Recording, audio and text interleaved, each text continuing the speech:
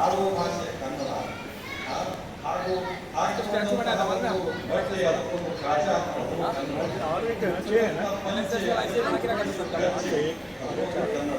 ಹಾಕಿಕೊಂಡ ಕಾಲಿಗೆ ಕಾಲಿನ ನಾವೇನು ಚಪ್ಪಲಿ ಹಾಕ್ತೀವಿ ಅದಕ್ಕೊಂದು ಕಾಲುಪುರಿ ಅಂತಾರೆ.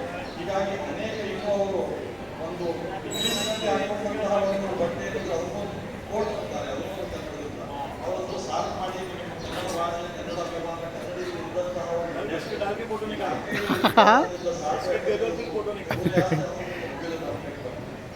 ಹೀಗಾಗಿ ಭಾಷೆಯ ರಾಜ ಕನ್ನಡ, ಸಂಸ್ಕೃತದಿಂದ ಅತ್ಯಂತ ಗೌರವಿತವಾದಂತಹ ಭಾಷೆ ಕನ್ನಡ. ಕನ್ನಡಿಗರು ಕನ್ನಡ ಇದು ಯಾವಾಗಲೂ ಉಳಿಯುವುದೇ ಭಾಷೆ.